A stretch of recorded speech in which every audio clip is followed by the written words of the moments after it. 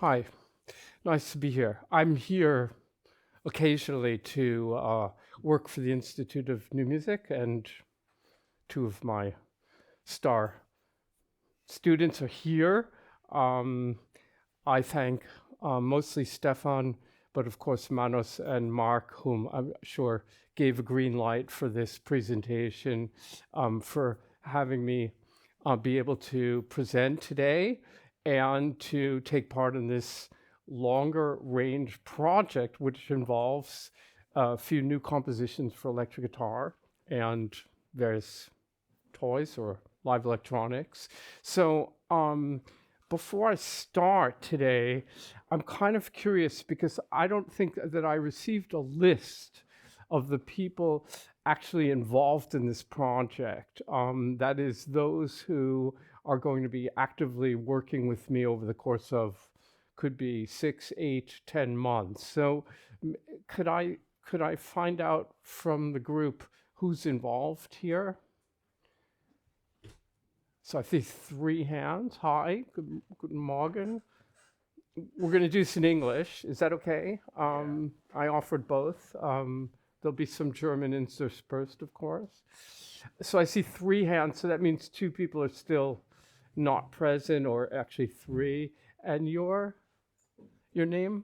Yeah. Hi. Hi. And your name? Me?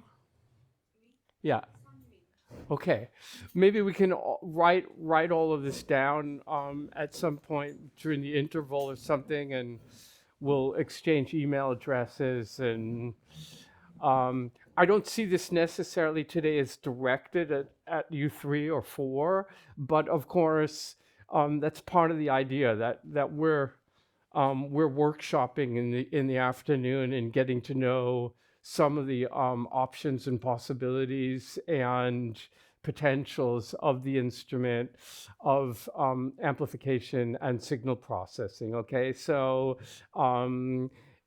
yeah, I don't want to make a hierarchy of this, but obviously today is the launching pad for the workshop in that sense. So if you have particular questions, obviously, please let's begin that discourse today. Okay, so without further ado, my name is Seth Josel. It's right there, and I started working here when Alexei showed up from Moscow, and now Amikar is in the class.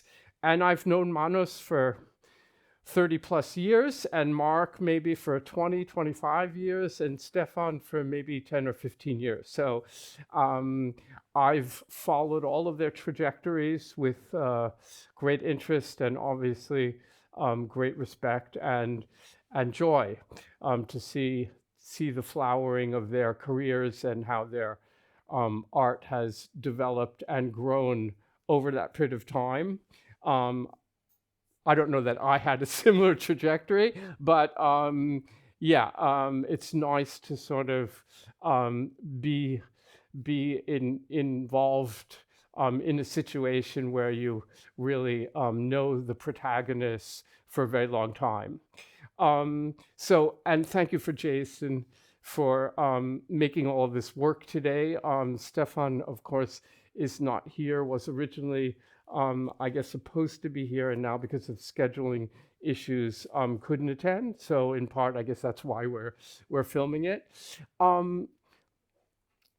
I don't know to what extent you're informed about the structure of today's workshop and presentation, but Stefan and I agreed on ostensibly a two-part day. During the first part, I'm going to actually do a preview of the electric guitar book, which is due out soon. It's my second book for Bandwriter, and we'll spend actually the next hour and a half, perhaps even 2 hours, looking into the ways the book formed, and I'll give you an idea about the book structure and about where we focused our energies and efforts, and you'll have a really good idea about what's coming your way in June or July, hopefully. And then we'll take a break, have lunch, and in the afternoon, we'll workshop. Um, this is kind of all premature. I'm not going to be dealing with any of this hardware this morning, but at least we had the time to get it all set up. And I thought what I would be doing is, first of all, relating to some of the issues that I'll be dealing with in the presentation, because there'll be some score excerpts and some discussion of techniques, which I don't feel like I want to immediately demonstrate here, but I'll refer back to them later. And then I just thought I would go through some of the main, let's say, architectural ideas that have been occupying me. That is, what constitutes an electric guitar sound and how we arrive at something which is palatable and amenable to all of us. And then I think we'll open the floor to questions and discussions about things perhaps involving notation and certain techniques and experimenting with objects, et cetera, et cetera. So it could be a very sort of free-flowing, semi-improvisational session this afternoon, depending also on people's experience with the instrument, okay? So without further ado,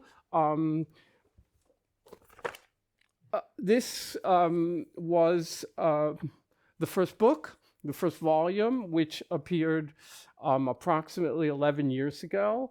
The Techniques of Guitar Playing, which was a multi-year effort with Ming Cao, whom maybe some of you know, or with whom some of you are familiar.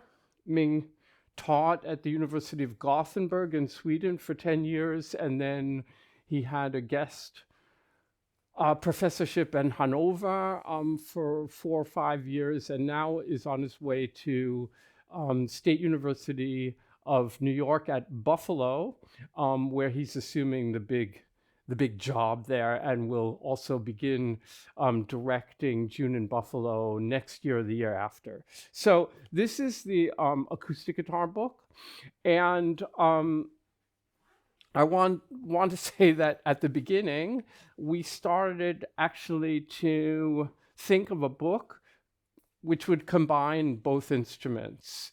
And our sample chapter, which was on guitar harmonics, actually wove this pretty tricky path between the electric and the classical guitar.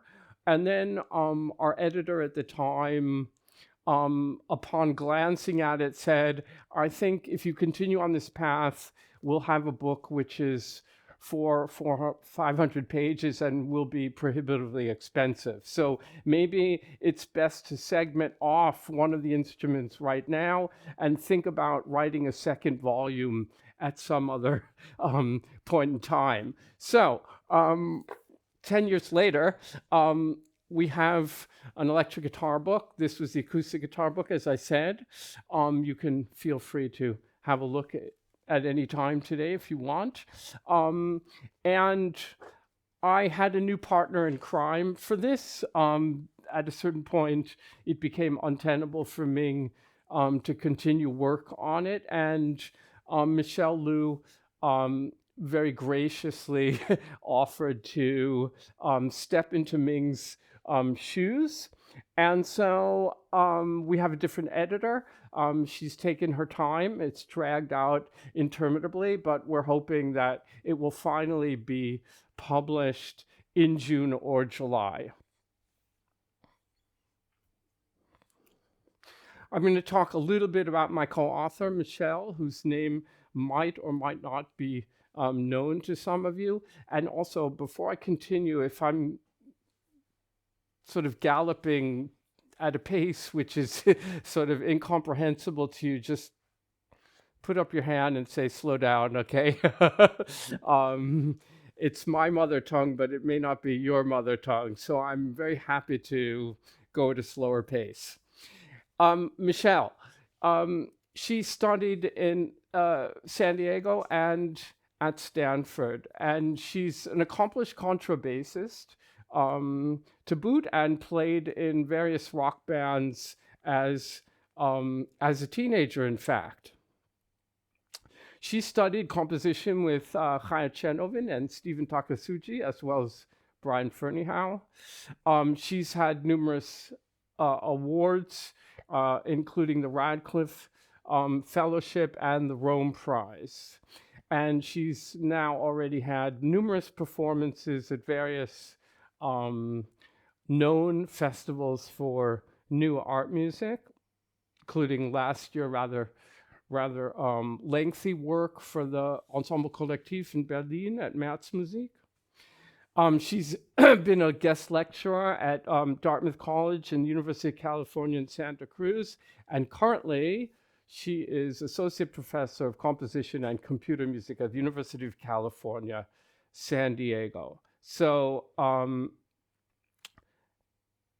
she's already had a rather distinguished career.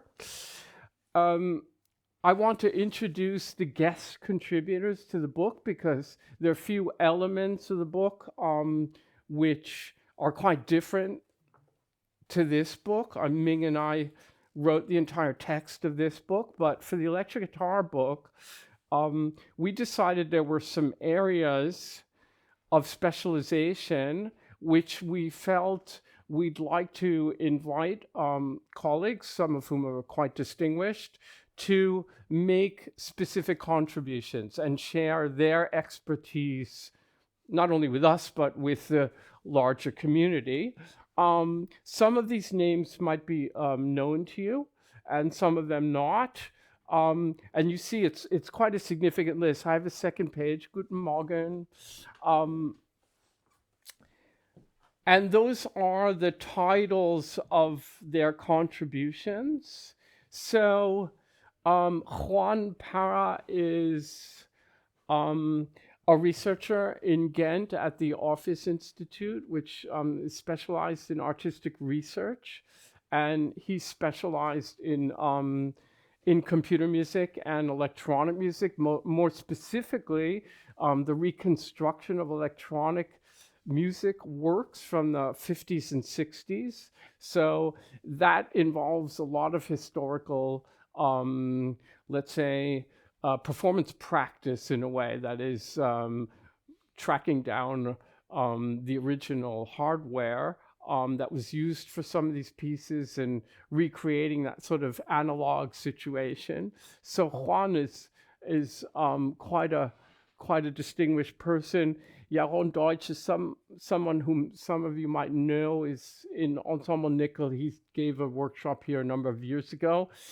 He was very kind and contributed a very specific section of the book on the expression pedal. Doug Osman is still a graduate student, but already published. And quite a unique talent, and he's been very kind and contributed an entire section on DSP, which really came out fantastically. Daniel Brew is from Manchester and plays in what's the ensemble? It'll come to me. Maybe somebody knows already. You know? Yeah, thank you. He's currently living in Spain, and he wrote a kind of expose on interpreting and dealing with a specific piece. So it turned out to be a kind of case study of sorts, adopting the role of performer and sort of looking at the complexities and intricacies involved in realizing Maurizio's piece. So that's really turned out quite nicely. Nick Deo teaches at Cal Arts in Los Angeles and is very experienced in the metal genres, and talked a bit about scordatura and bridges, and also his experience in premiering an opera by Du Yun, who's I guess better known in the United States than here in Europe, but music theater work which was premiered a couple of years back in Los Angeles. Samuel Friesen is a philosopher, mostly, um, and wrote a very interesting piece on an installation which involves hanging guitars. And you see this continues. We have a section on instruments, which are, let's say, cousins, relatives of the guitar. I mean, some of you that are familiar with this book know that the final chapter is called All in the Family, where we talk about the 10-string guitar, the acoustic steel string guitar, about the contra guitar. So in the electric guitar book, we have sections on lap steel, the 8 and 7-string guitars, the quarter tone guitar, and the fretless guitar, and the bass guitar. And we thought it would be best to ask the specialists. So we had some very, very talented and distinguished colleagues write up those sections. And then, of course, if people are familiar with the guitar and bass world and the world of amplification, then people know that the DIY thing is pretty important and celebrated in a way. And so we have two sections, one written by Art Strootman, who's Dutch theorist, composer, guitarist, guitar builder, and then Nick Collins, whom I guess most of you know, who taught for years at the Art Institute in Chicago, and also was the head of STIME in Amsterdam for 10 years, who wrote the piece on the backwards guitars. Then, as I said, Ming wrote the chapter on the electric bass guitar. Richard Barrett made a very, very nice contribution about writing for the electric guitar in the context of ensemble and orchestral music. And then finally, Ming concludes the book with an expose on the way Helmut Lachermann treats the electric guitar in ensemble and orchestral work. So you're thinking now, wait a minute, that's already the book, right? But some of these sections are 2 or 3 pages long, but it's quite nice, or has been nice for us to integrate these other voices into the texture of the book. So we have also a few interviews, some of them rather extensive. One is with Yaron, and one is with a New York colleague, Dan Lepel. And the third interview, sorry, I left here too quickly, is with Nicholas Deo, and I referred back to Nicholas in that list. And that interview concerns his work on Du Yoon's opera, which involves a lot of gain staging. So let me make an introduction to the electric guitar first. The earliest electric guitars were hollow-bodied acoustic instruments with tungsten steel pickups made by the Rickenbacker Company in 1931. By 1932, an electrically amplified guitar was commercially available.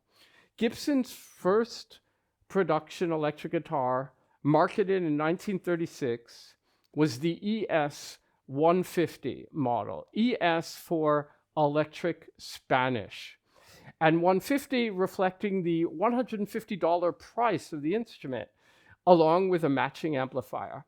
The ES 150 guitar featured a single coil, hexagonally shaped bar pickup. It was to become known as the Charlie Christian pickup. The 50s and the introduction of the electric guitar as a mass-marketed instrument. While one of the first solid-body guitars was invented by Les Paul, the first commercially successful solid-body electric guitar was the Fender Esquire 1950. The electric guitar was a key instrument in the development of many musical styles that emerged since the late 1940s, such as Chicago blues, early rock and roll and rockabilly, and 1960s blues rock. Here's the Gibson ES 150. I'm going to give now a little bit of a survey of the development of the electric guitar as it sort of follows the sort of blossoming and unfolding of new music post World War II.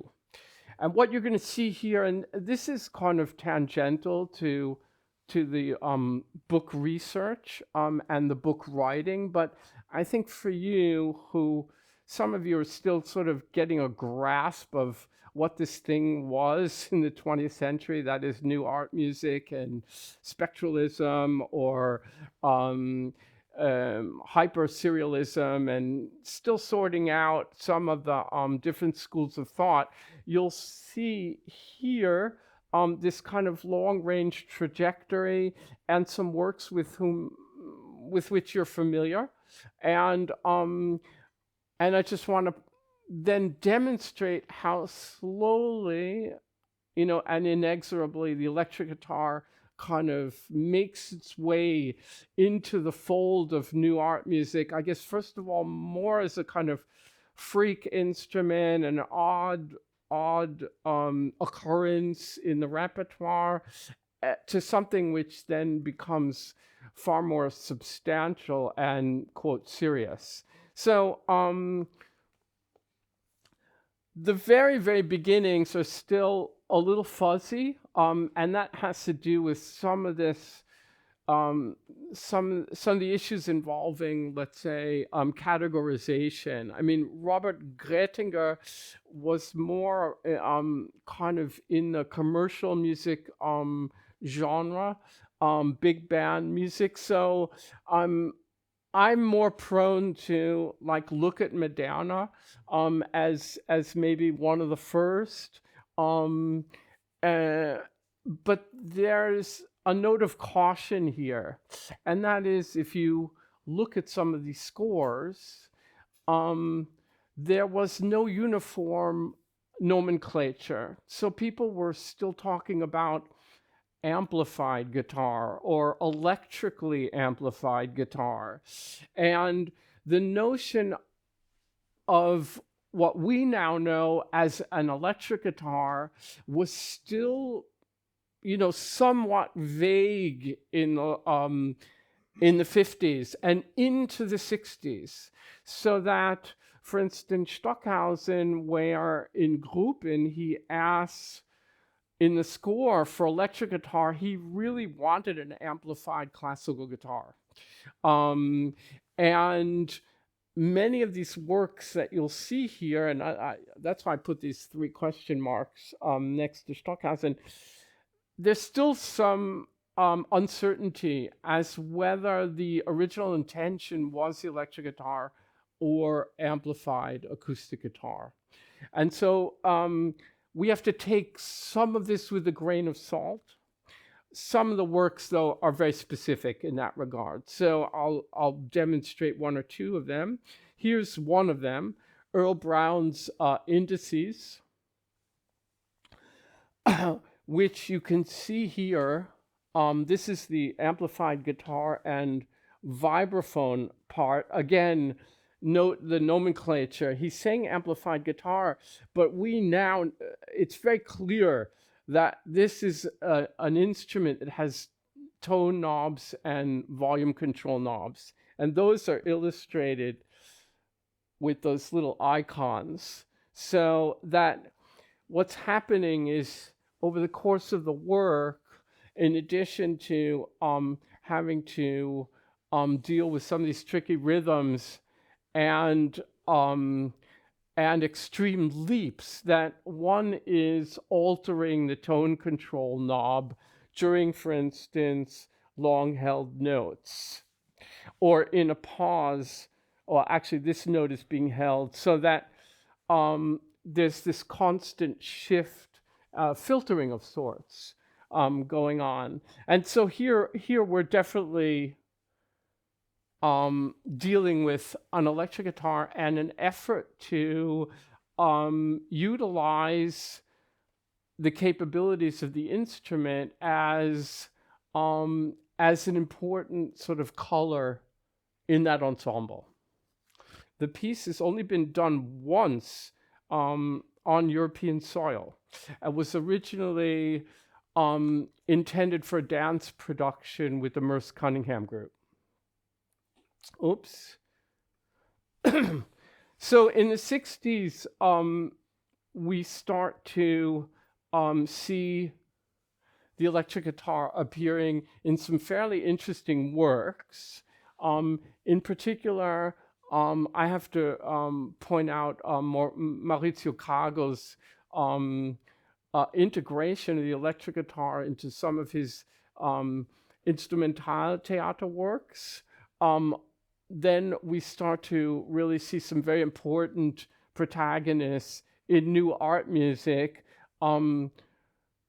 deciding they would incorporate the electric guitar into some of their ensemble pieces. And I mentioned Kagel, and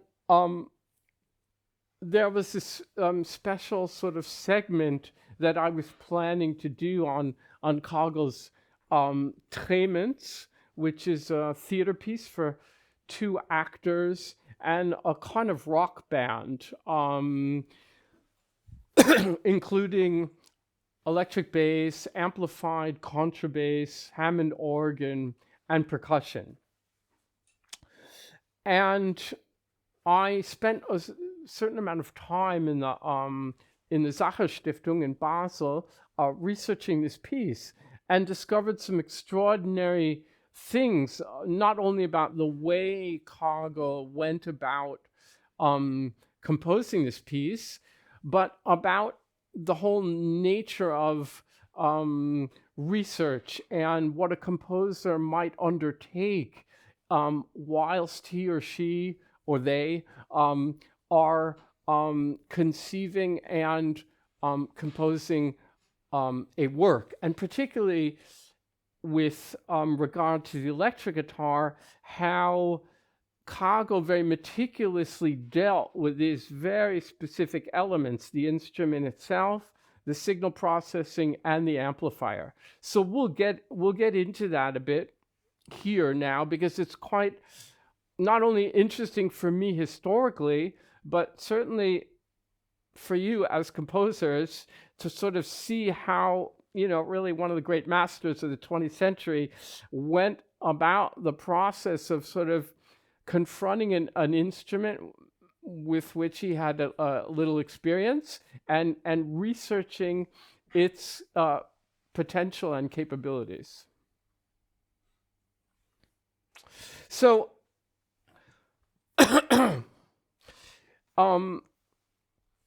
this is from an earlier work which predates Tremens. It's called Sonant. And I think what's interesting is, are some of you familiar with Keith Rowe or Fred Frith's work? Towards the late 60s, early 70s, there were two rather important, and obviously, these are just names that are, I think, more broadly known, but Fred Frith and Keith Rowe became very important in the free improvisation scene, and in particular were known for their radical treatments of the electric guitar. And I think what's interesting here is that Kagel and Kagel's work with the electric guitar predated their efforts by quite a significant amount. And this was, for me anyway, a kind of revelatory thing. So Fait votre jours is I think I have this here somewhere. It's just a single page from Sonant. Yeah. Here's the entire here's the entire page. Sonant is a multi movement work for guitar, harp, contrabass, and 2 percussionists. There are solo movements, and Fait votre jour is one of them. But it's really interesting because it has improvisatory elements as well as fixed pitch structures. It has notes to be stopped on frets. The hands are often moving independently. He has rather exceptional playing position changes. There's mention of irregular tremolo. There's use of a metal slide. And he's altering volume and timbre like Brown did via the tone control knobs of the instrument. So Kagel is already just in the early 60s starting to push the envelope in terms of how one can treat the guitar. So this is the instrument that he was working with, and it's quite a unique instrument from Hofner, and you can see that there are all these sort of switches and knobs, and this was a feast for him particularly, because he was coming from a very serialistic way of thinking. So you already can imagine that if you have, let's say, 5 knobs on top, or 5 switches on top, a knob, and then these 3 switches, already the number of permutations are pretty staggering. Now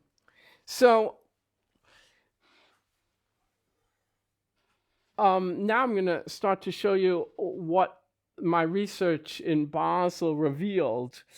These are not Kagel's sketches, because you're not allowed to make any photos in the Sacher Stiftung, and you're not allowed to make any scans, and you have to take notes very, very carefully. So those are my scribbles.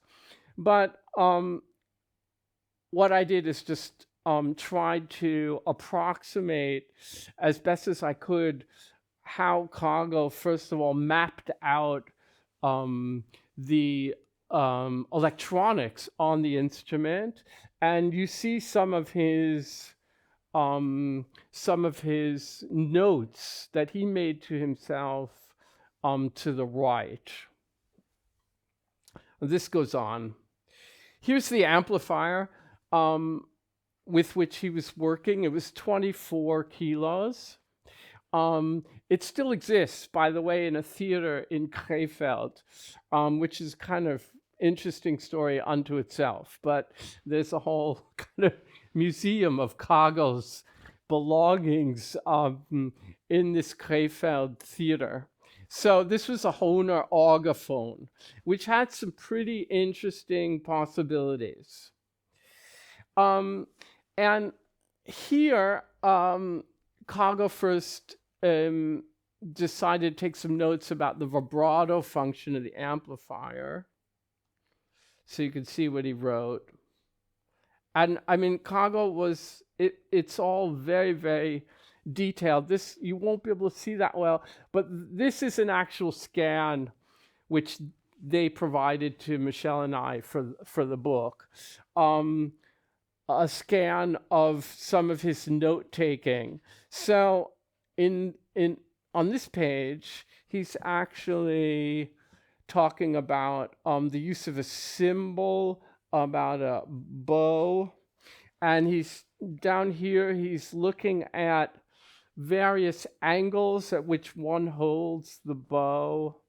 In the cymbal section, which there's the lovely icon at the end, he's just talking about ways in which one can hit the cymbal as it's actually lying on the strings of the guitar.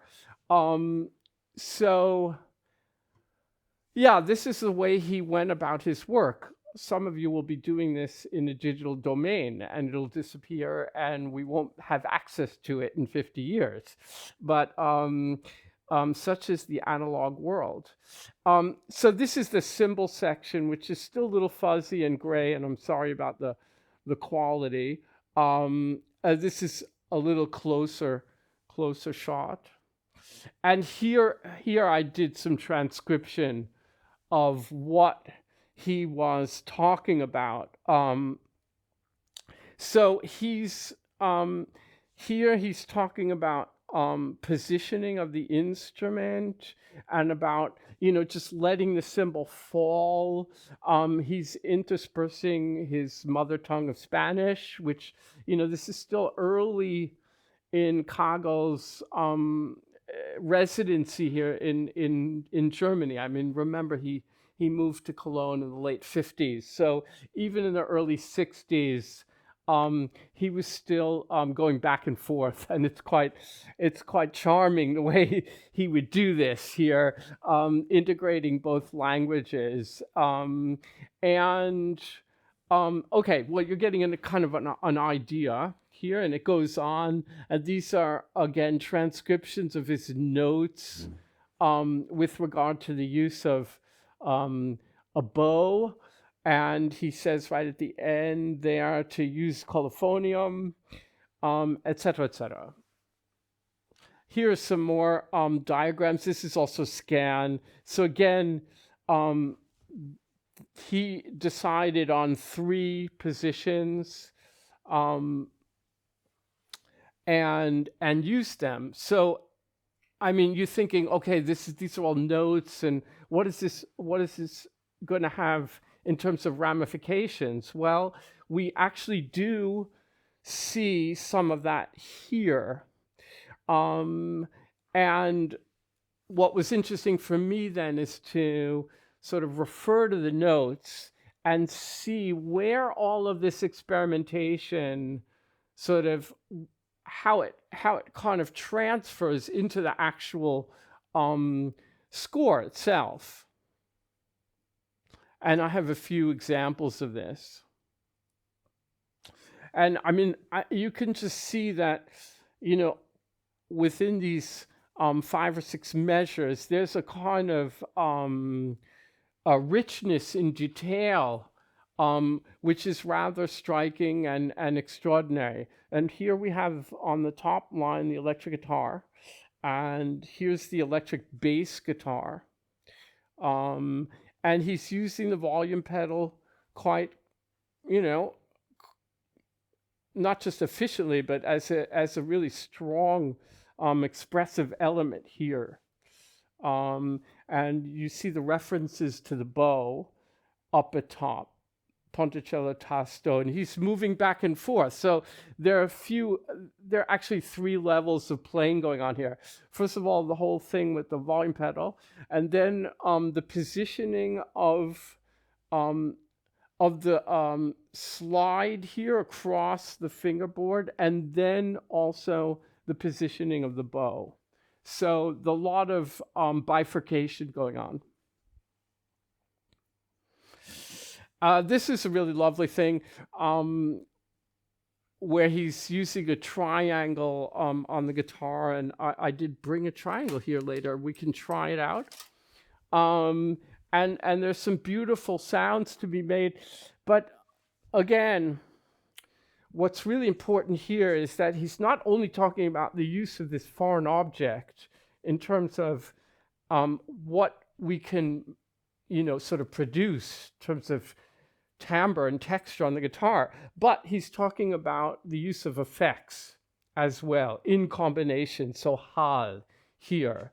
So he's hitting or striking the triangle, but then adding reverb to it, which really has kind of interesting effect. This is actually his little scribbles, not mine. So just sort of dealing with, the issue of notation. How does he want to present this in the score? And then voila, we see the right hand with the triangle.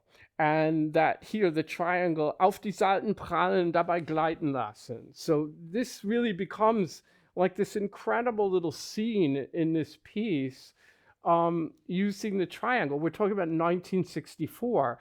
And again, to refer back to Keith Rowe, who was using radios and all sorts of wild devices with the guitar, it's still 5 to 6 to 7 years before we even get to that. So it's really quite extraordinary. I guess you guys would say so, right? Yeah, my colleagues agree. And here's the metal plate, which I had this reconstructed by a friend in Belgium, and we can play around with this. Did I bring? Oh shit! I forgot my little Schlegel. In any case, he's got this whole thing with the metal plate on the electric guitar. I have one of these. Maybe that'll work. Um, and it's really beautiful because he's getting into all these different ways of striking the plate, talking about positioning, different mallets, and then he's integrating effects. So again, this sort of interplay between the use of foreign objects and signal processing. Here's some of his sketches. This is kind of just magnified from the scan. And so he's talking about striking point and various ways to hold it, but that, if you shake it too, it can kind of create interesting sounds. And voila, it gets all sort of incorporated into this score. And so we have this scene where the metal plate is in action. And then you see auf der Platte schreiben. And it's quite beautiful. Up here, in case you are wondering, these are indications for the amplifier's EQ settings. Okay, so that was Cargo.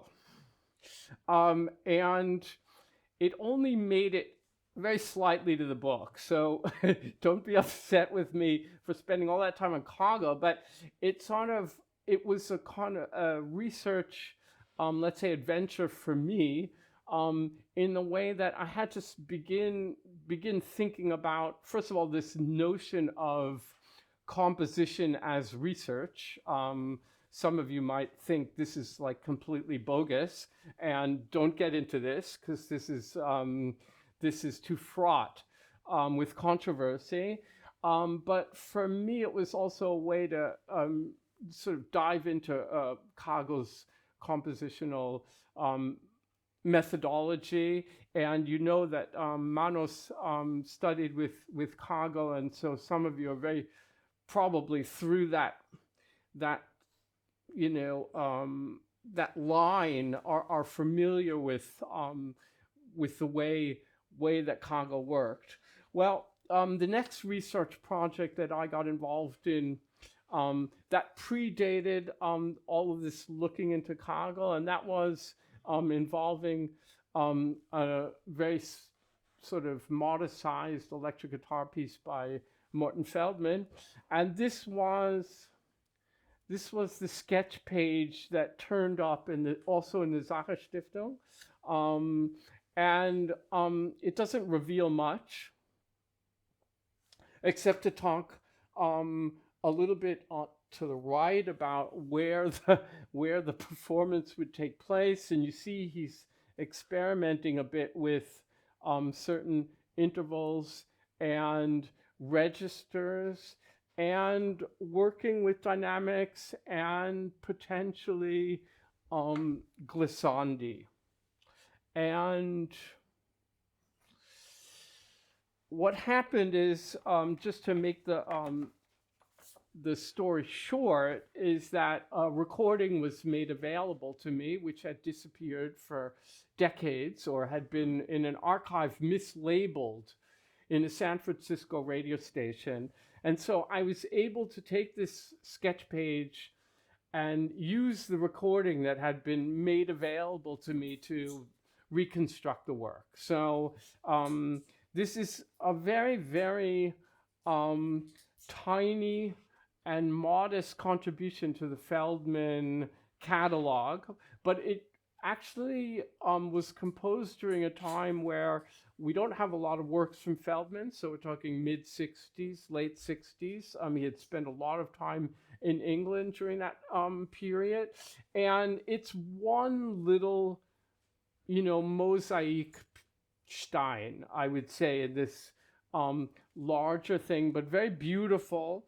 And the way um, the way I decided to present this was, first of all, um, do a transcription, a literal transcription of the recording that was done by Christian Wolff, by the way, and then try to incorporate elements of the sketch page um, into something which I then called a reconstruction. And there are many, many words that I think the actual publication has more sort of text and description of the process and what went into making the edition and the actual score. But why I'm talking about this is that, again, it's a piece from the 60s, but there's some really interesting things going on in this piece. And one of them is the use of the whammy bar, which Kagel didn't really make much use of. But here, there's quite a lot of glissandi going on in the most sort of poetic way, which I think is interesting. And for us, anyhow, that are interested in performing it, is that there's still this one open question which permeates the entire 5-minute piece. And that is, if you use the whammy bar, that is this, and you depress it, there's no indication how deep you're to go. So, right, there's no outlining of a specific interval. So it's basically a matter of personal taste, subjective, of course, as to how you want to deal with that.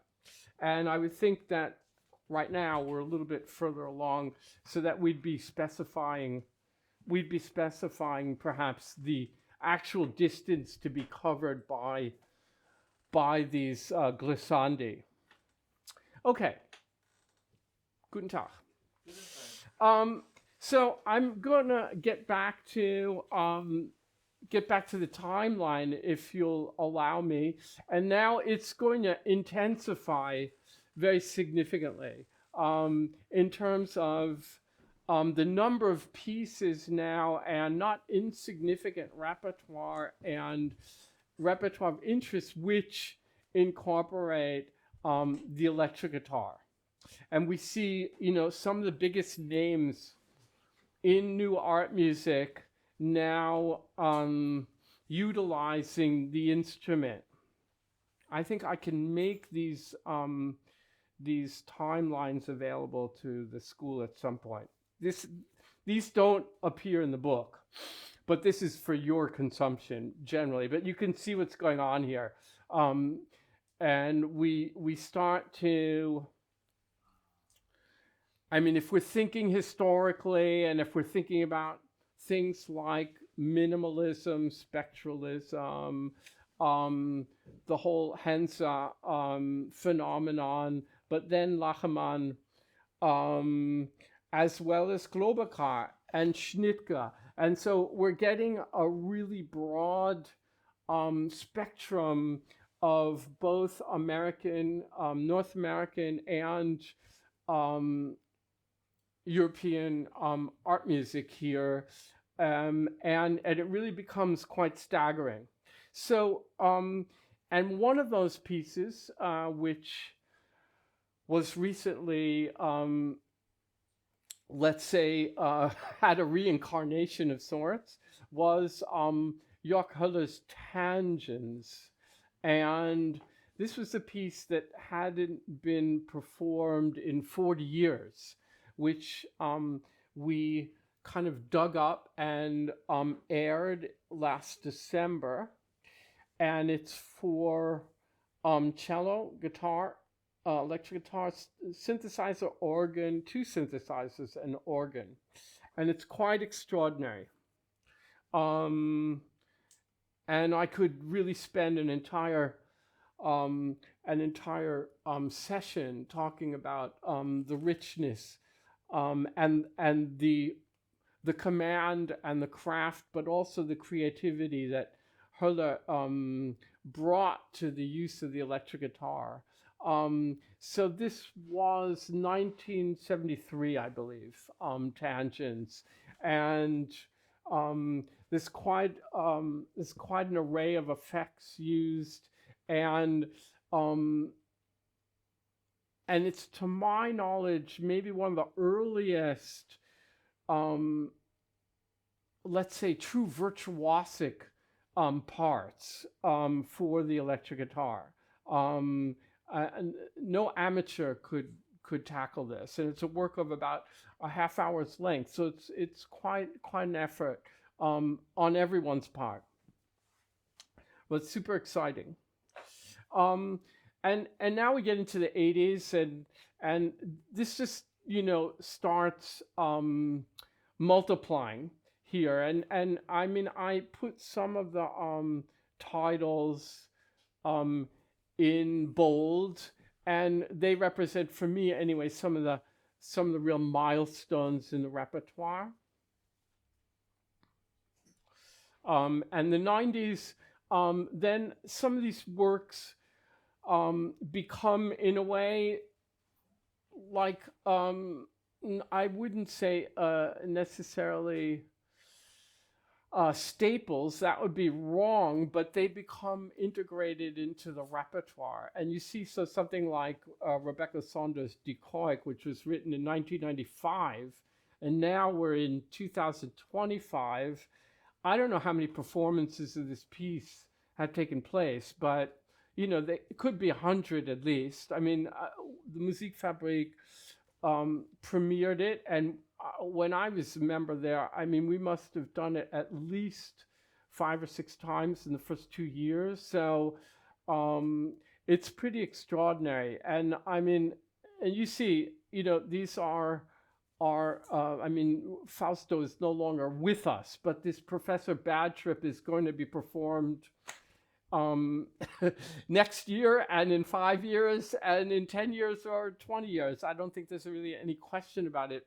People find that Romatelli had something very specific to offer, and was really on the way to becoming something very, very, very special, I suppose, if he hadn't already achieved that during his very short lifetime. So, and Olga, who wrote this piece using the electric guitar as a soloist instrument, she's still continuing to integrate the electric guitar in many of her ensemble and orchestral works, one of which I just recently gave the German premiere of, and yeah, she's made really quite staggering contributions to our repertoire. And I don't need to talk about Lachenmann's Das Mädchen, because that's now a classic of late 20th century music theater.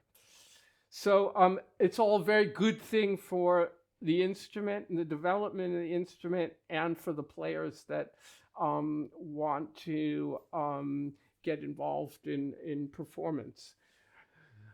Okay, so I'm going to move to a different area entirely now, and we'll get more into the sort of depths of the book.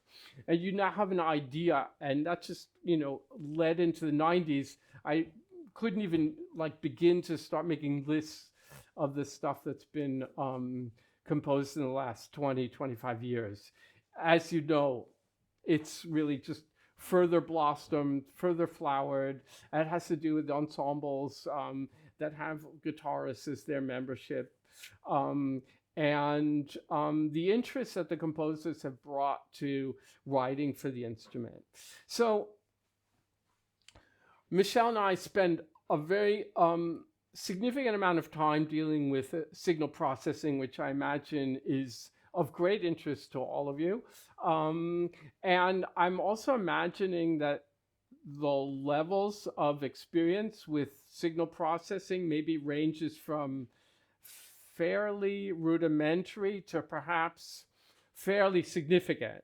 That some of you have already written electronic compositions or writing computer music work. So I'll try to aim in the middle And if we really need to like tamper it down, I'm happy to do so. So maybe I could use some of your feedback while I'm going along here. In any case, this book is for you. This book is 10 or 15 years overdue, and we're finding, I've found, that people are their let's say access to information is not limited, but their access to integral information is really limited. There's a lot of junk out there on the internet, and we really saw it as our like main aim was to collate and make things comprehensible and understandable so that you can go forth and try to not just make sense of all this stuff, but really try to work with it. So let's talk about the kind of effects there are. We do some serious categorization here, and there might be points of disagreement, but we can talk about these later.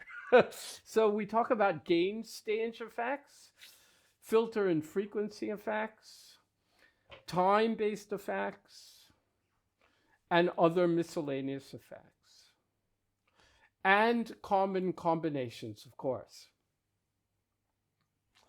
Here's an example of subsection.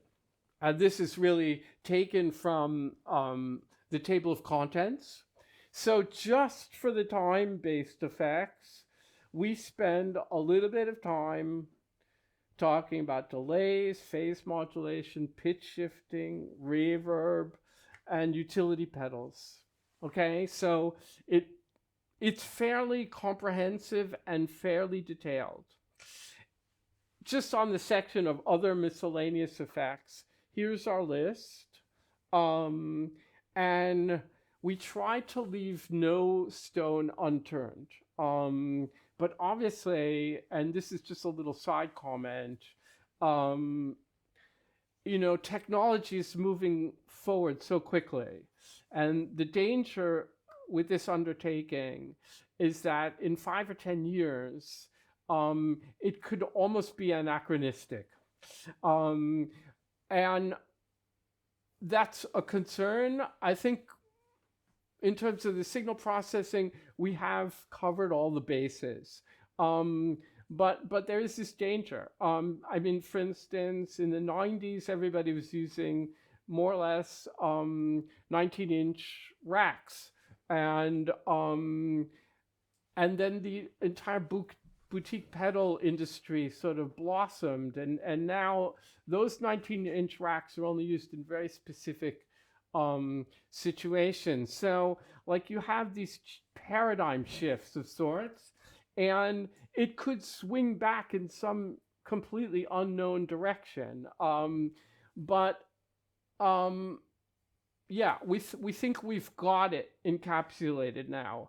And here's a way in which we try to, it's not just about lists, but it's about describing, obviously, the sound, and then talking about available models on the market. But then more importantly, of course, is the reference to the vernacular, because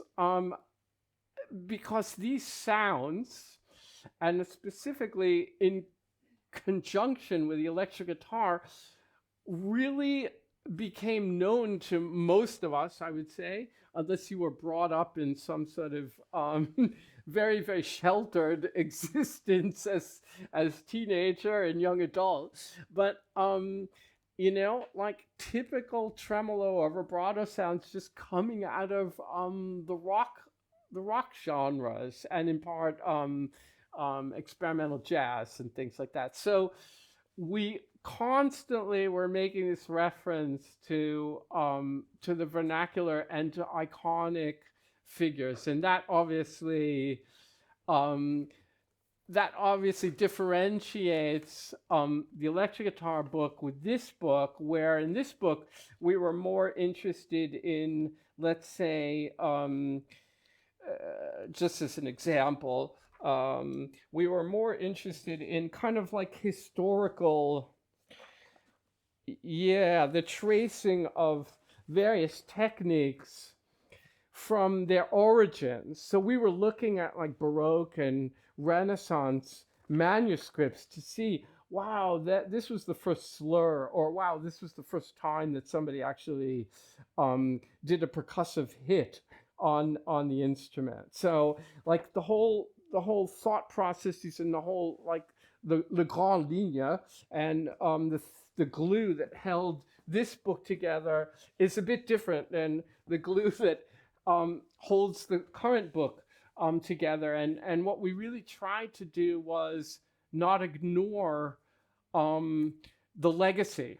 And the legacy basically comes from the commercial music of our day, but more, I think, specifically the 60s, 70s, and 80s. I mean, like the whole rock guitar icon, this started to sort of disappear in the new millennium. Some of you might debate this, but like figures like Eric Clapton and Jimmy Page and Jimi Hendrix, I mean, they were massive, and then something else started to happen. It might be coming back, but this is a discussion for some other time. But in general, I just want to say that Michelle and I really endeavored to be encompassing and accommodating to all of the use of the electric guitar in throughout the world and in various genres.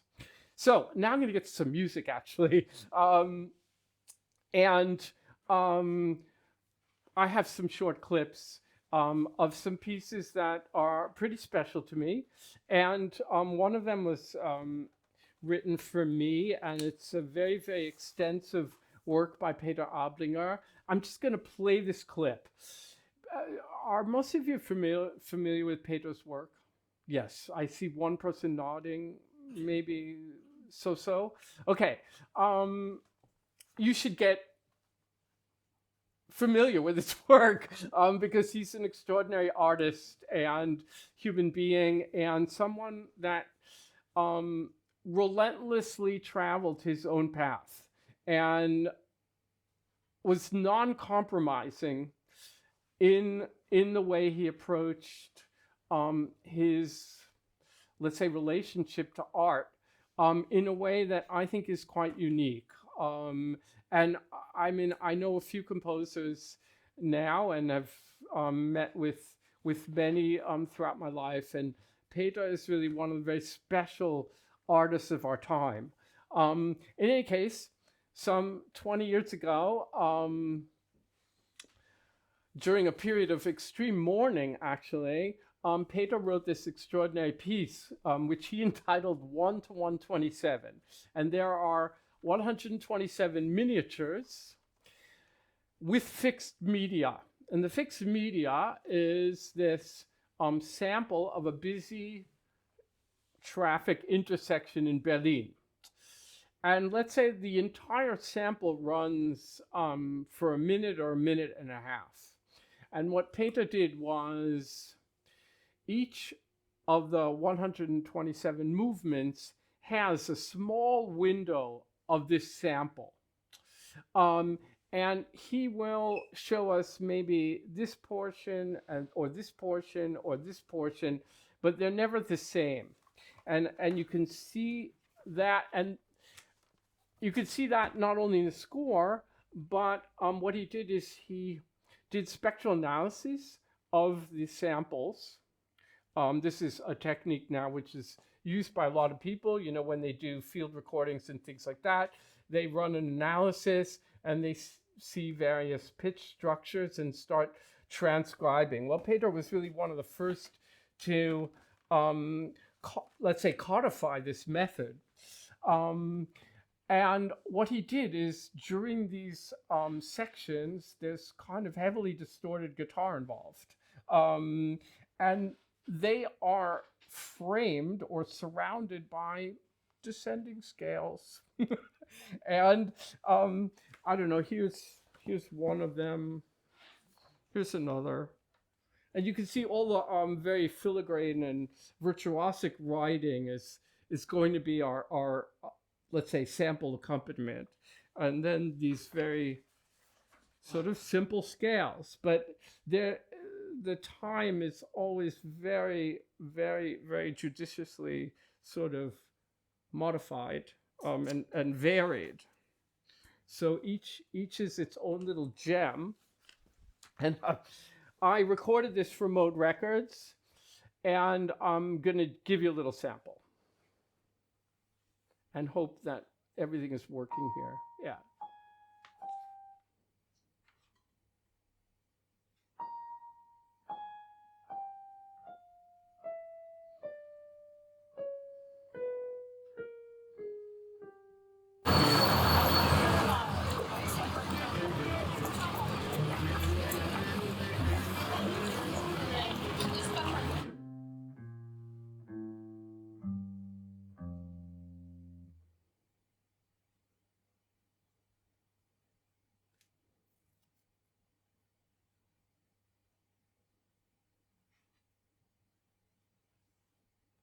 All right, it's just one.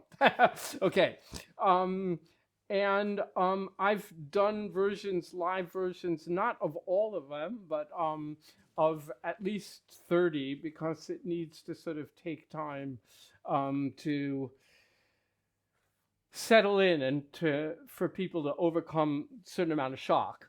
Um, Another piece which is kind of dear to my heart was written for E flat clarinet, electric guitar, and contrabass by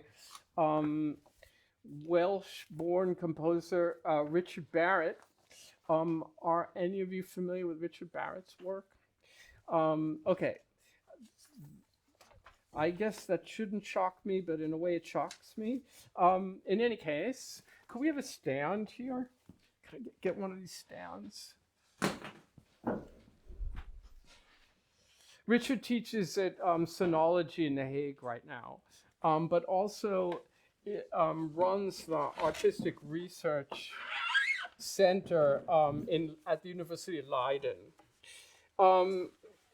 Some people will refer to this as the so-called new complexity of the day, and you can have a look and see what's involved rhythmically.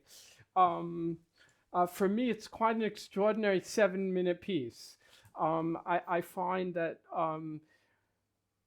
it's very hard for composers to write really good 7-minute pieces. And this really says something very specific, and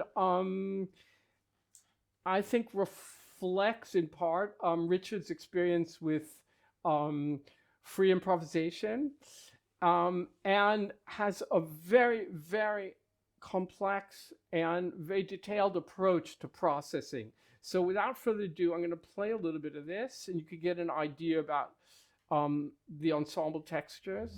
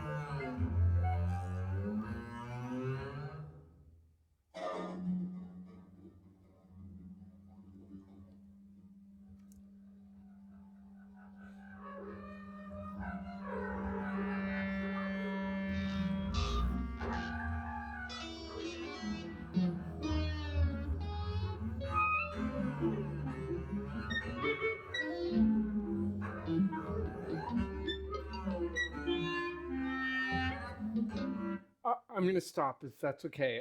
I'd love to play the whole thing, maybe some other time, or I'll make the recording available. This is Ensemble Elision from um, Australia. Um, I wanted to demonstrate it to you or talk about it because, first of all, Richard made an extraordinary contribution to our repertoire, and his works appear really periodically throughout the text. And there are many things to say about them because, first of all, they're really fascinating in terms of the aesthetics, but they're extraordinarily well written for the instrument. I mean, it looks like horribly difficult stuff, but it's so beautifully idiomatic because he understands the instrument and he gets these extraordinary sounds out of the instrument because he really knows about its technical capabilities and expressive possibilities. And there's some extraordinary music there. But also that he made this amazing contribution to the book at the end, talking about his approach to writing for the electric guitar in an ensemble or chamber music context. But what's also important, particularly with something like this, where the piece has like 45 patches. I mean, here's just one page of a list of these patches, and the only way that this could be done at the time was with a multi-effect processor, and you would program each patch and step through them. You couldn't possibly realize the score in that state with something like this. You couldn't even do it with a switcher. So the only possibilities right now are you use Max MSP, right? And you do it in some sort of digital domain, or you refer back to, the original performance practice, and that is get a really fine 19-inch rack. So there are some sort of issues to be dealt with if you write a piece which demands an incredibly large menu of patches. So for the people now in the workshop, that is, who are going to be composing and really want to exploit like what's there in terms of signal processing and get, this kind of kaleidoscopic range of stuff. Well, we'll need to chat very seriously about how it would be best to realize this. But this is a really like prime example of one of these works that heavily leans on a lot of sophisticated signal processing, and that the only way you could do that is really in the digital domain. So some people that are familiar with this book know that Ming and I spent considerable amount of time talking about tuning and scordatura, and like made all of these lists and charts of all these kind of interesting scordatura that, first of all, were used historically, but then some of the newer experiments with tuning and scordatura. And Michelle and I continue that to a certain extent, and talk about traditional and non-traditional tunings.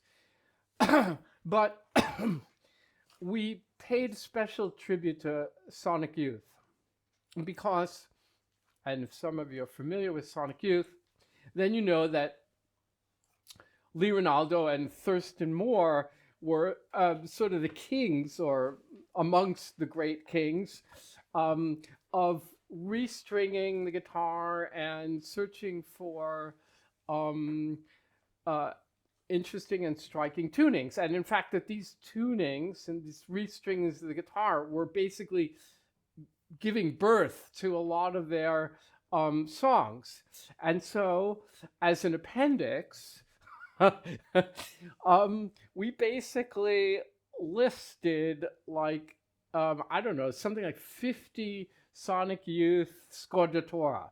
Um, and I mean, I don't know, maybe it's a little bit of a gag, but the whole issue of restringing an electric guitar and giving it sort of a new life, um, with scordatura or with these very extreme sort of um, use of the actual masses of the strings. I mean, 052 is almost, this is referring to the gauge of the string. We're almost getting into like a bass guitar world here. So we transform the instrument in a certain way. And for those of you familiar with the Sonic Youth catalog, you can imagine what some of these tunings might have meant. Obviously, it has great ramifications for what's going on in the left hand, right? Um, and, you know, I mean, their shapes were things that were easily memorizable for them. But Michelle and I decided this would be really nice um, appendix. And I found something on the web to help me sort all of this out. And there's really some extreme stuff going on here, as you can see. And the instrument sounds completely different if you set it up in this manner. Of course, if I get 3 pieces with 3 of these Sonic Youth tunings, I'm in a huge amount of trouble. I mean, I have enough electric guitars, but then the whole transport issue becomes, yeah, a bit of a dilemma, and taxing and challenging for my back too. Okay, so apropos tuning,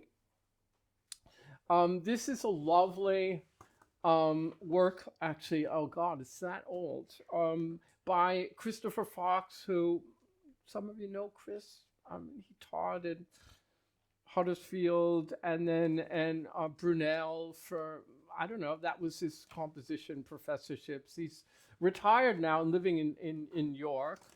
And he's extraordinary in certain ways. Big, he actually is the chief editor of Tempo magazine. And I'm referring to Chris now specifically in a couple of regards. First of all, scordatura, detuning, and also this whole issue about the volume pedal, which I think we're going to have to talk about a lot later. And this looks very, very simple on the page, obviously. But here's the scordatura. It's very quiet, and the fixed media involves samples of like guitar attacks, but very miniature. So it sort of almost sounds like twigs, like somebody's walking in the forest and this crackling stuff. And I'm going to play it and then maybe talk about it just briefly afterwards and give you an idea of the sort of odd sound world here. Very striking.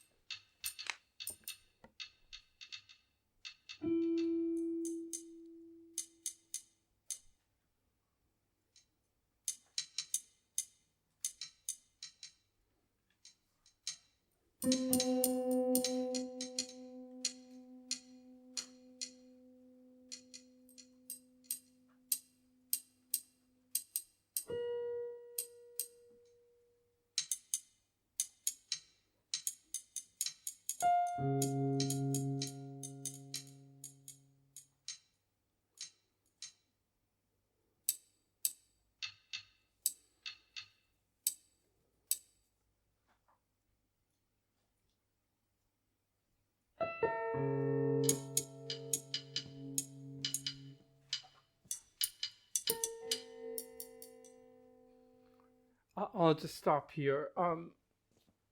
Does anyone want to talk? Like share their impressions? I mean, I played some music now for you. So the graphics below the score is kind of the dynamism. Yeah, that's the control of the volume pedal. Um, it's a little unusual. I have some other examples of notation for the volume pedal, which I, I'll show to share with you. I I think there's some there's some interesting things here going on. I mean, I think first of all, is this an electric guitar piece?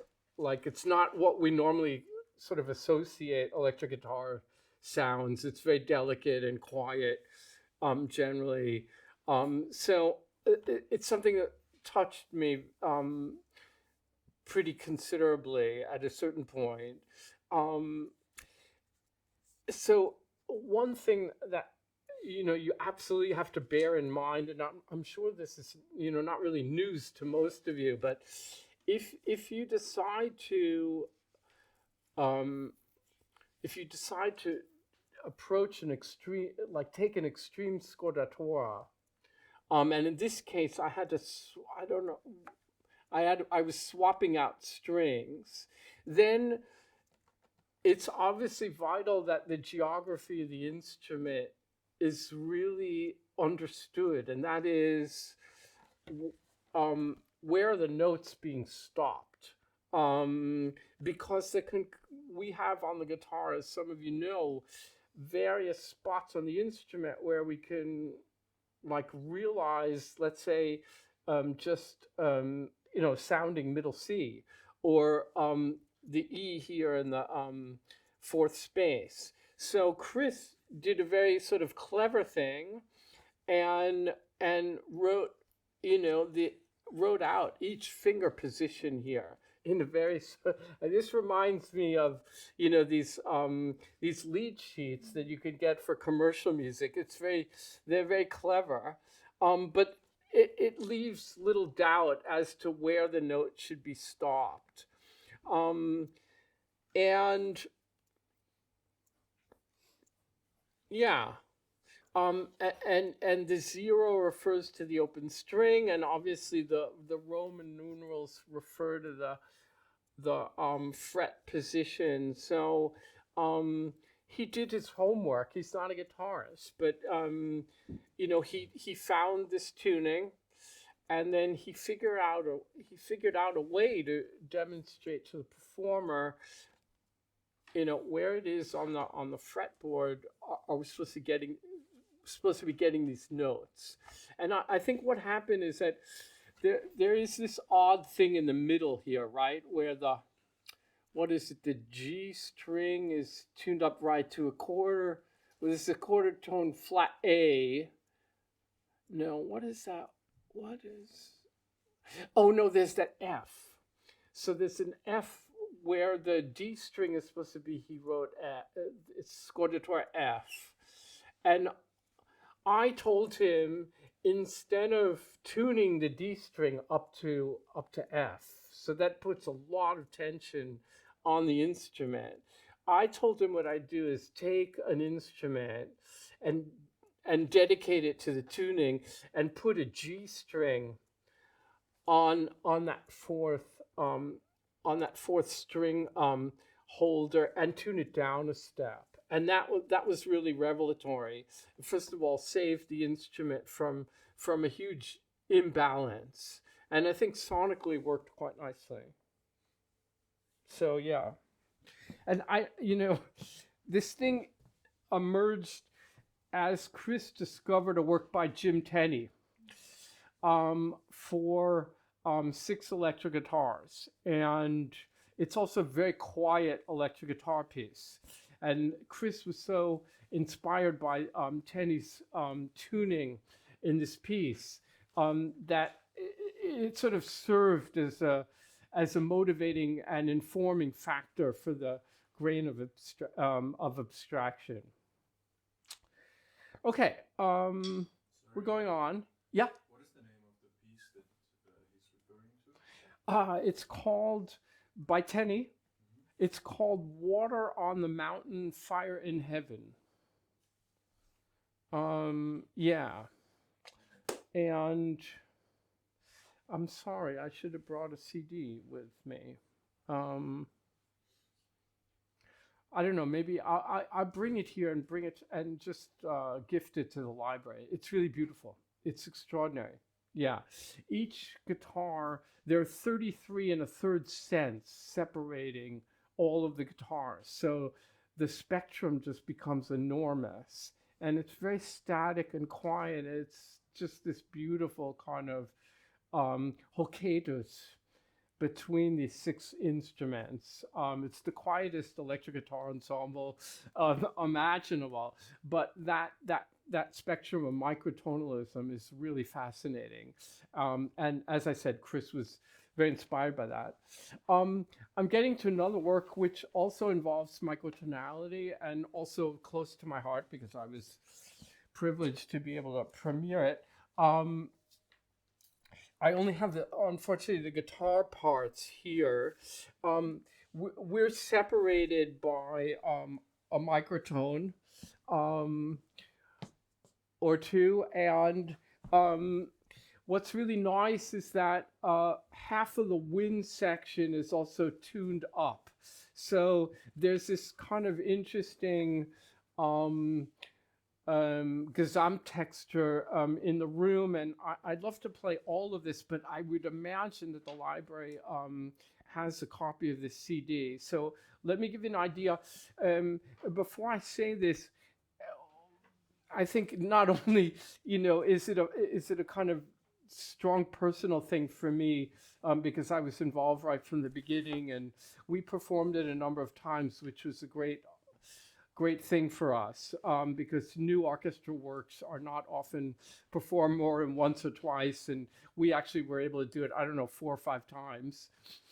But that Tristan really knows the electric guitar quite well, and he obviously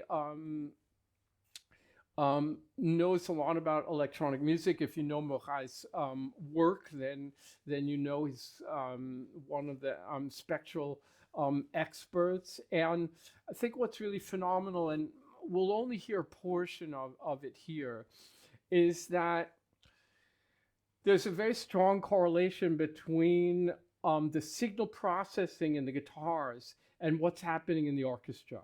So and for me anyway, he's one of, I don't know, a handful of composers that, not only knows about the electric guitar's capabilities, but also about signal processing and how orchestration might be affected by the former elements. And so, like, we have, for instance, right at the beginning, this ring modulation, and there are all these delays happening, and all of those delays are so,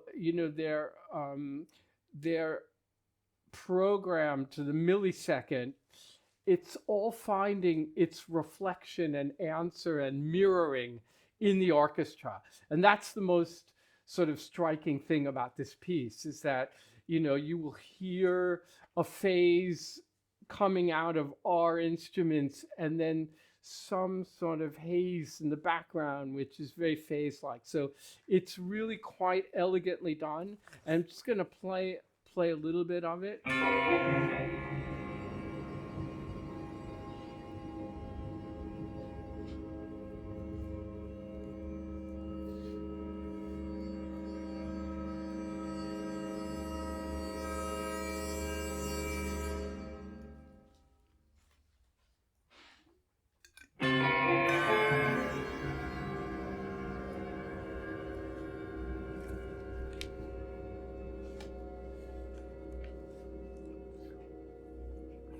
The hard thing for us was all this Hokkaido thing, because, yeah, you see.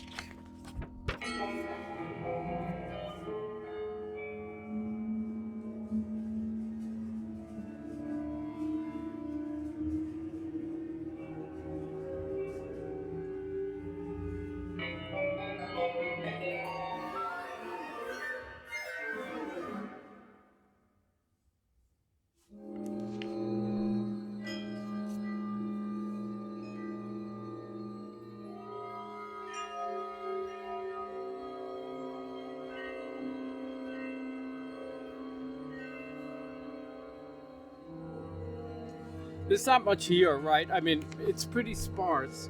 It gets denser, obviously, but there are these beautiful scenes here. Yeah, I don't know. You can imagine I'm pretty touched by it, but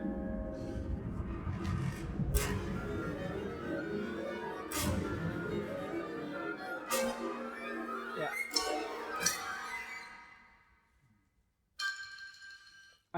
I think it's worth giving a listen to, because anyway, Morai writes fantastic orchestra music, and he really knows what he's doing, with the orchestra, in in a different way than, let's say, Helmut Lachenmann writes for the orchestra. So certainly worth looking at. And I mean, for us, just the Hokkaido's like thing going on, but again, all the signal processing, and we had to do this with multi-effect processors because there are like 30 patches, and there's no way that you can manage this because a lot of the delays are are are shifting in their length, um, and and nothing's fixed in that way.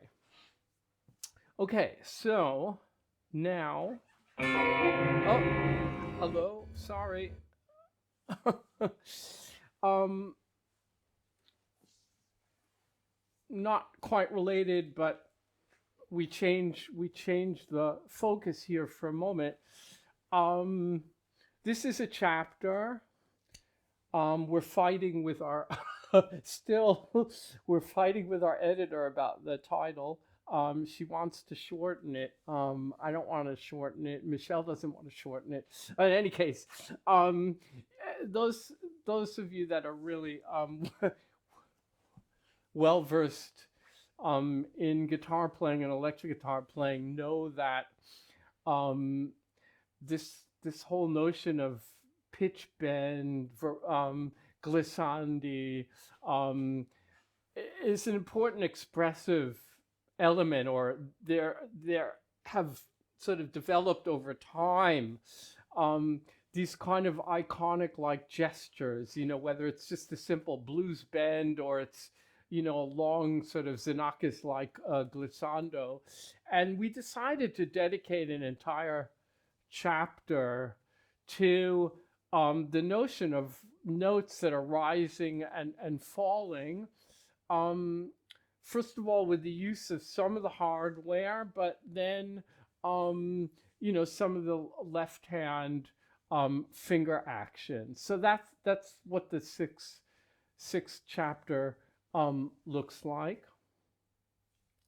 And someone who basically wrote an entire piece about glissandi, and about a sort of pitch that's never really quite stable, is Bioni. And we spend a certain amount of time talking about Bioni's electric guitar music. Let's just give a listen to some of Scorgo Y, which now is over 10 years. And this is also done I think in the digital domain. It's not my recording. Yeah, 80s.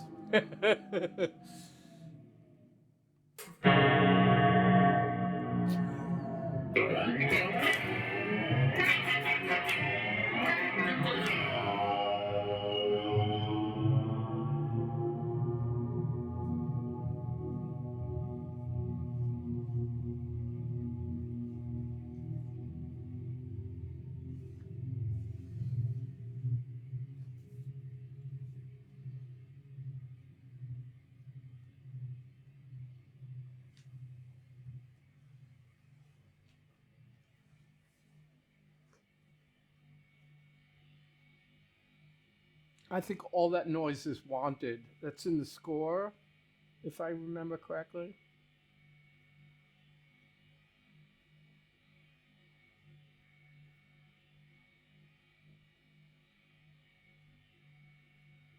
Right? I think so. Yeah.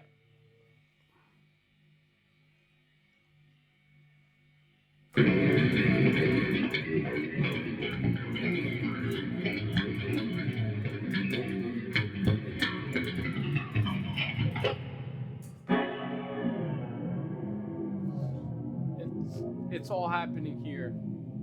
Yeah.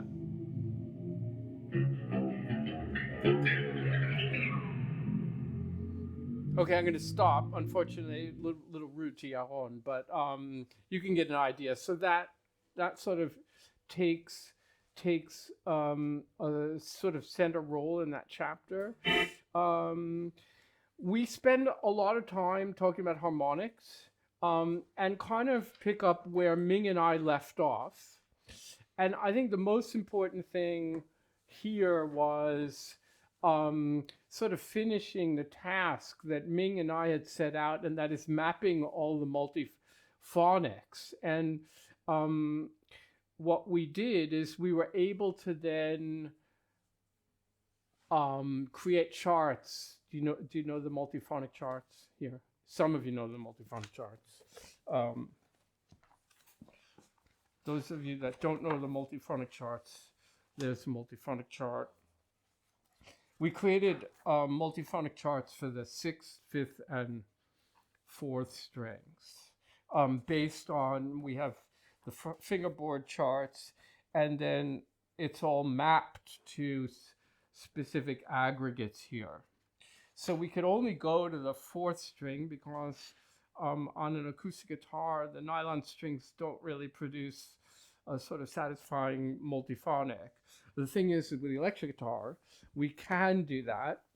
And Thomas Chisak, who's a Canadian theorist, composer, student, he and I wrote an article for Tempo where we worked on these multiphonics and worked on these charts. So here's our multiphonic chart for the 2nd string, and some of you are probably already wondering what is all of that stuff in terms of the notation. And so this is something where we kind of move forward a bit in the historical trajectory and utilize the just intonation notation system that was developed by Wolfgang von Schweinitz and Mark Sabat. Two names that might be familiar to some of you anyway, that are interested in just intonation and microtonality. So they developed a system by which we can, I would say, more effectively reflect what's going on harmonically. And you have to spend some time with it and get used to it. But I think it's a supremely elegant way to represent what's going on, and perfect for this kind of research. So we took a bold step because this can be alienating to certain people. but I mean, we provide all of the necessary information to, um, you know, get background on it and start to familiarize yourself with it. And so, anyway, this is how the chart turned out for the second string. Um, and as we did in the first book, we, did our homework and started conducting spectral analyses with various instruments and also various effects, and looked, for instance, at how certain effects have influence on specific multiphonics. And so we have many spectral analysis charts in the appendix. So kind of revealing a more, let's say, academic side to our volume on the electric guitar. And so this is spectral analysis of a specific multiphonic on the sixth string in a very specific position on a Les Paul and clean. And then here is that same multiphonic with a certain amount of distortion. So you could see already on the, just check out the the analysis and see all the activity here in comparison to the activity here. So it's pretty staggering. And I guess I'll do some demonstration later on all of this. I'm getting to the end, by the way. We all need some air, I think, and a drink. Feedback is obviously an important topic for us, and it's not just the Jimi Hendrix-like shrieking of the amplifiers, but it's about feedback systems. And so we spend an entire chapter actually on the issue of feedback. There have been some really remarkable pieces already written incorporating feedback, and I just want to play one of them very briefly to you by Scott McLaughlin, who teaches at the University of Leeds. At the time, he was teaching in Huddersfield, and this is a kind of installation-like piece for a small guitar ensemble, and it's entirely based on feedback. So the guitars are separated in this large atrium. It's already pretty loud. I'll explain in a minute.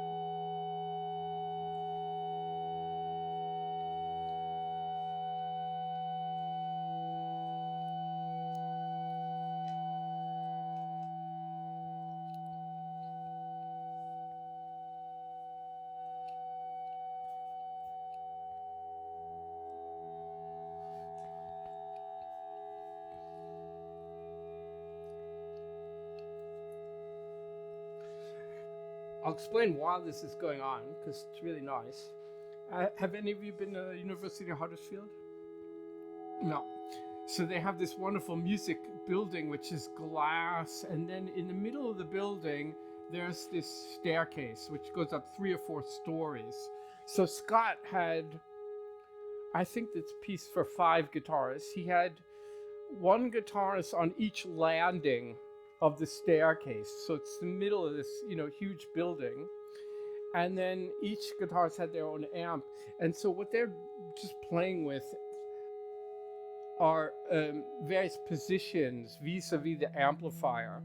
And so they're moving closer and behind, and they're shifting angles. And they're all contributing to this kind of wonderful harmony, which is growing.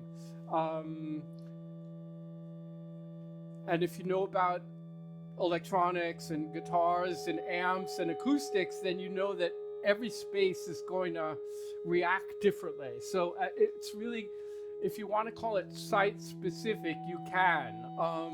But I don't know that it would function in every space. I think, and that particular building is a resonance space, which contributed obviously to the, kind of amazing effects here.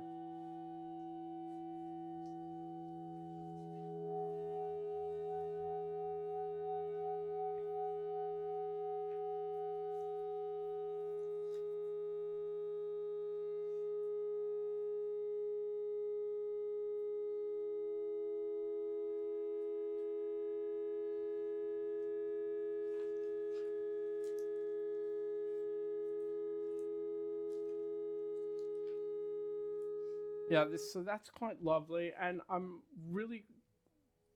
at my penultimate slide here, and also in referring to feedback, Phil Niblock left us unfortunately last year, a mentor, a friend. I don't know, father figure. I don't really know how to describe what he meant for me personally, but I really have had the enormous pleasure to tour with Phil and premiered 1, 2, 3 of his works with electric guitar. One of them was in Berlin in 1996, Guitar 2 for 4. Do you all know Phil's work? So, yes, some, but some not. Phil was first and foremost a photographer and a videographer, and became known for his avant-garde films, actually. He taught film at the City University of New York in Staten Island, and turned to composition a bit later. And he belongs to what we would call this sort of wall of sound aesthetic, and would work by sampling instruments, various tones, and then with the use of Pro Tools, he will start stacking up these textures and start crafting and sculpting sound and creating these, these sort of immovable objects. And the performances are always done in conjunction with films that he made during his extensive traveling. And they're often field work films in the Far East, and they're really striking. There aren't too many Niblock performances happening right now, because he was involved oftentimes in the performances themselves, showing the films. But this is one which we did many times. It's been recorded a couple of times now, and it's kind of my farewell for this morning anyway. And there are 4 of us, and we have EBOs, and I think what I'll do is I'll maybe leap through it, because it starts very sort of innocently.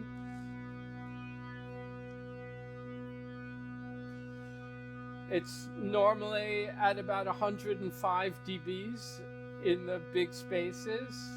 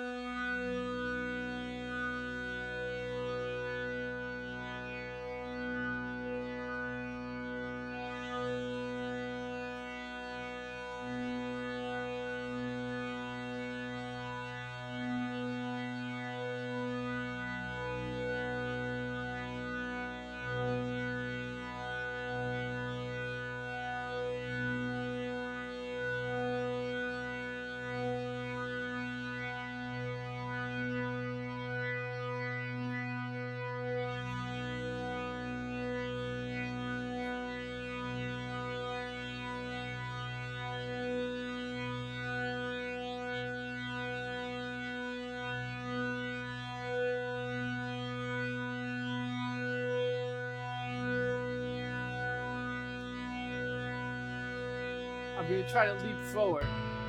Yeah. This is like 15 minutes in.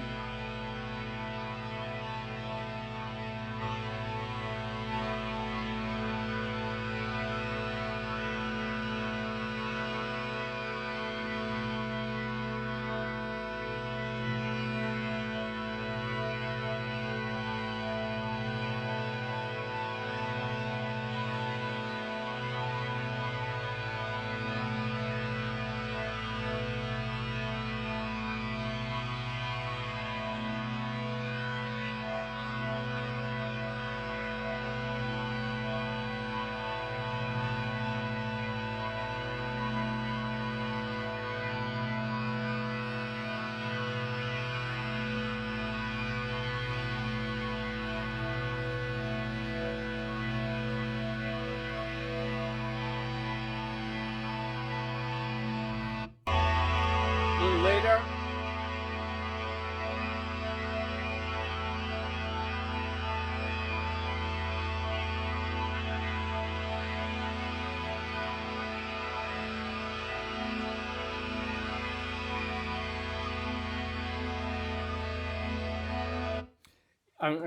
It's completely unfair. The piece is 30 minutes and you get an idea.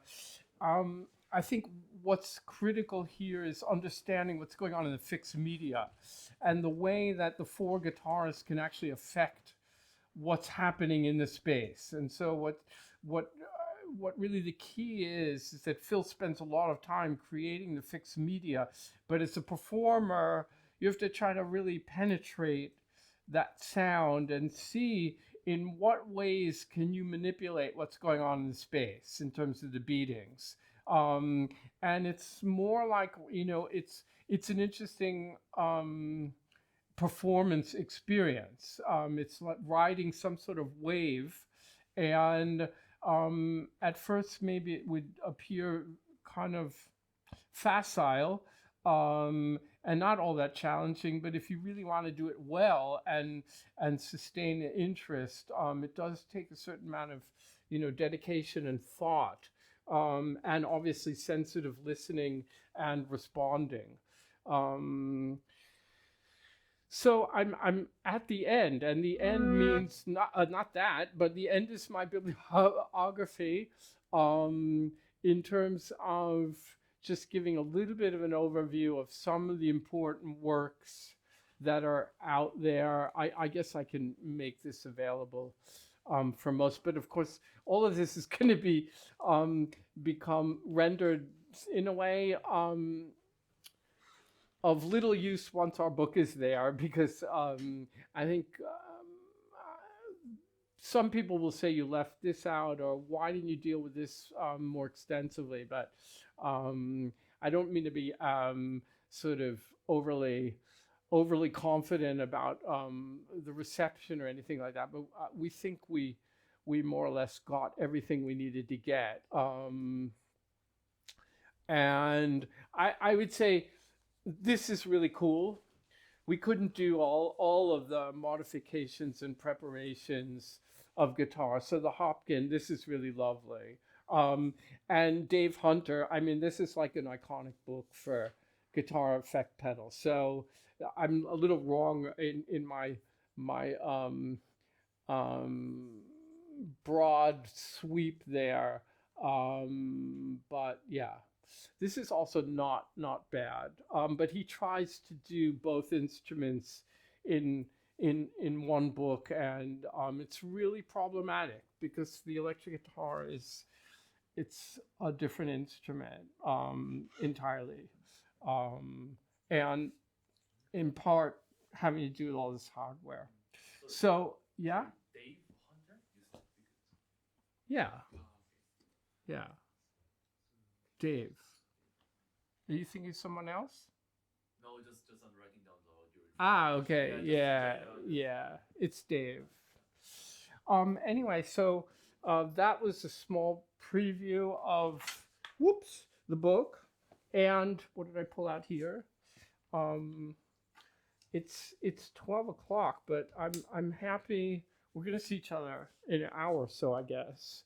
Um, but are there any specific questions regarding what I just presented about what's going to be in the book or Have you topics. included some pieces, like you talked about each kind of, like I don't know, feedback and the pieces.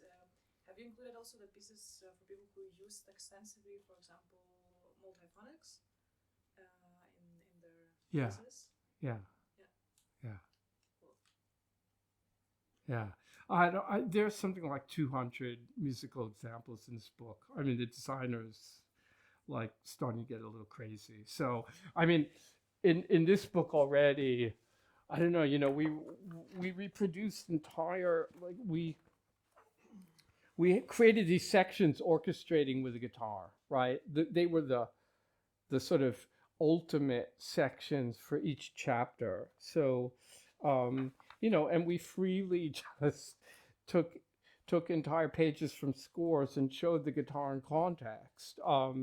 And I don't know, there's something like 150 musical examples here, and we exceeded that number in the new book by a large margin. I mean, part of the really interesting thing about this book is just giving the composers their own voice and letting them or their scores speak for themselves. And the spectrum is so large, so that I think the nice thing in the end is that if you're someone that now is trying to write for the electric guitar or research it, you can see certain things sort of crystallizing, that is approaches to writing for electric guitar. But you can also see that um, there's a lot of creativity out there, and a lot of people have imagined new worlds, like in the way Lachemann imagined a new world for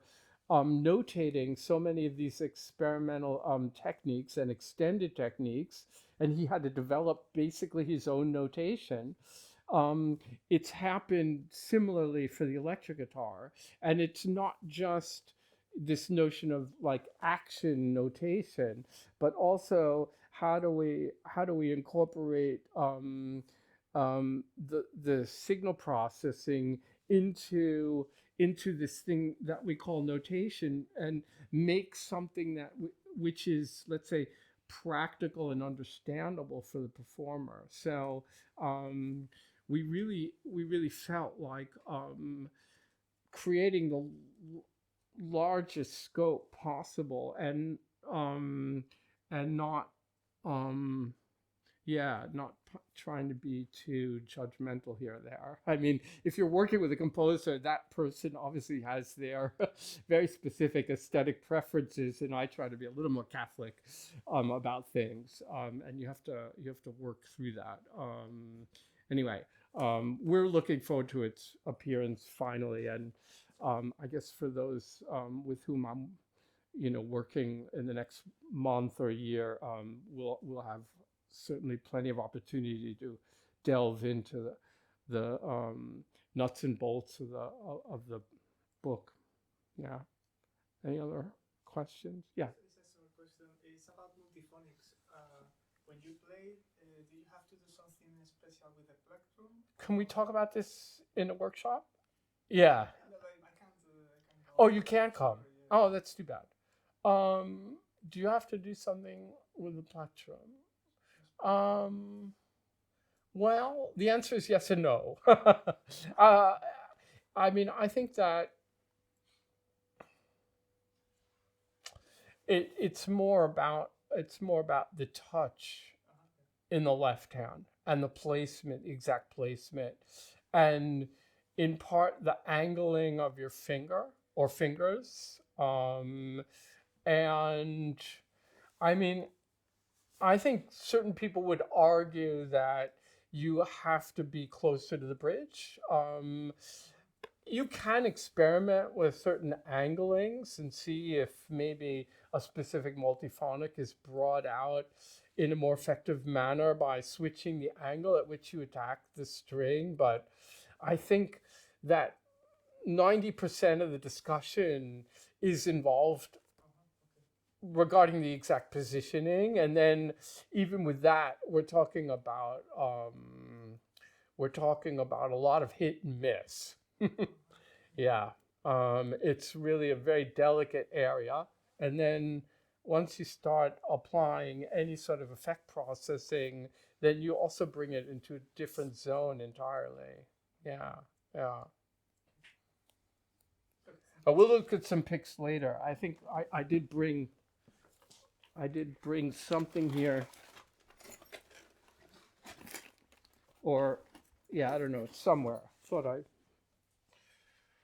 I brought something nice, but yeah, maybe it didn't make the trip. Anyway, any other questions? Yeah. Will there be audio examples in the book? Yeah, we have not in the book, but on the Bärenreiter website. So I think that yeah, Doug did this whole wonderful thing for the DSP. So that's really fab. I mean, he really covered all his bases. So that's really going to be helpful. So that is, I mean, he constructed these patches in Max, and it's really beautiful. So he demonstrates whole series of stuff, and I had to do we do a whole thing on multiphonics, so that's really cool. Like all the whole multiphonic not the whole catalog, but we show very specific things and also with effects. So that's going to be helpful for people, because a lot of, it's all very abstract. You look at the page, you look at the chart, and like, how does that transfer sonically? So you'll have an idea there. And then for the rest, it was a matter of very judicious picking and choosing, because I mean, either you do 200 tracks of various things, or you decide, okay, I'm going to look at this, this, and this, and this. And it became more the latter, because everything else would have been completely nutso.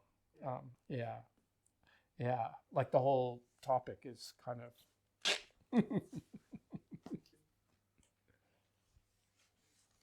Anything else? Think more when we meet up this afternoon, right? Yeah. Okay. Great. Looking forward to it. Thank you.